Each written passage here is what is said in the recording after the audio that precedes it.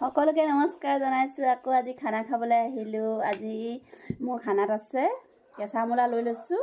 কেঁচা মূলা খাই ভাল পাওঁ মই, কেঁচা মূলা আৰু এটা মাইক্ৰ জলকীয়া। তাৰপিছতে আপোনাৰ এয়া দেখিলে নাই, মাছ ডাঙৰ ডাঙৰ পিচ মাছ, আৰু এয়া ঔটেঙা, মাছ ঔটেঙা আৰু স্কচ বইল। এয়া দেখিছে নাই, আজি একদম নগা মানুহৰ খানা। একদম বইল, ঔটেঙা বইল, স্কচ বইল আৰু লগতে মাছ দি দিছোঁ। আৰু ইয়াত আছে ৰাতিৰে ব্ৰইলাৰ মাংসৰ জোল। তেতিয়াহ'লে খোৱা আৰম্ভ কৰোঁ। টেষ্টি টেষ্টি খানা।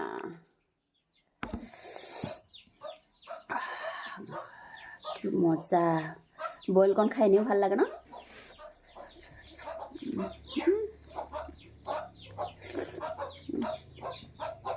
তামাম সোৱাদ হৈছে বইল।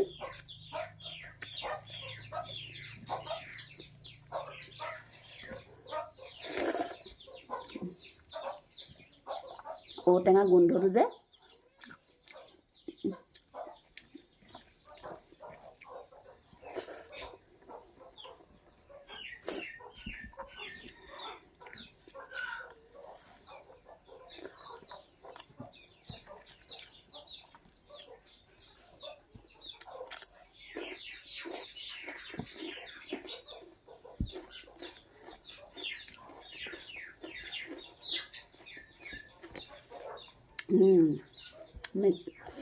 কিবা জ্বলা টাইপ নহয় মূলাটো, মিঠা টাইপ। ঔটেঙা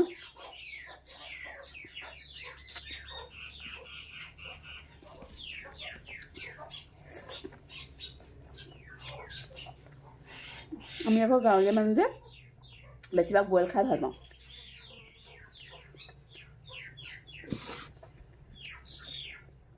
বেছি মা মছলা মাছ চুটেই নকৰে নহয়। বইলকণৰ নিচিনা সোৱাদ তাৰ ক'ত হ'ব।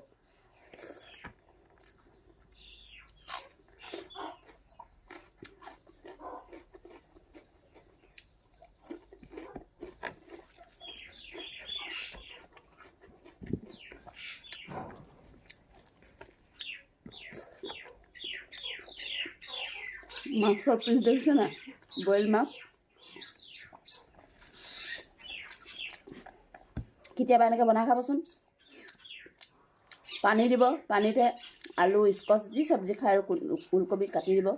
তাতে নহৰু, আদা অকণমান, লাষ্টত ধনিয়া আৰু কেঁচা জলকীয়া দুটা। কি সোৱাদ!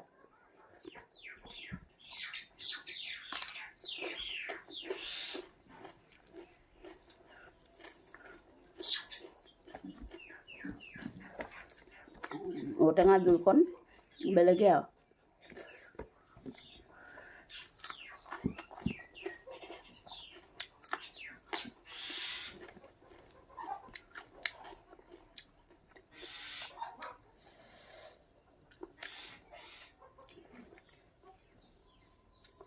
আপোনালোকে দুপৰীয়া খোৱা বোৱা কৰিলেনে?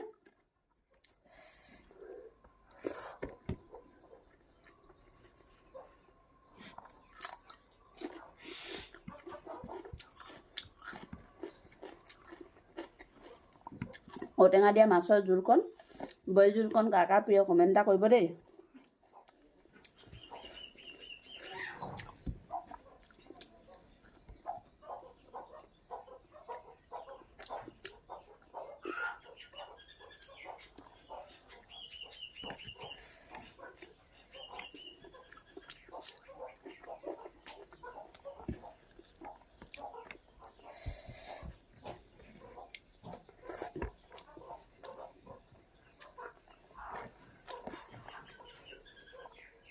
মাছৰ কাঁইটবোৰ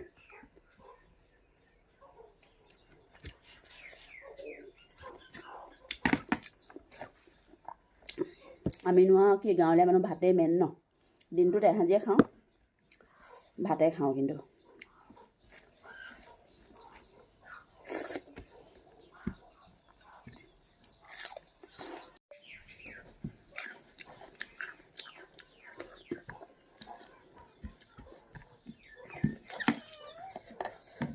আহি গ'ল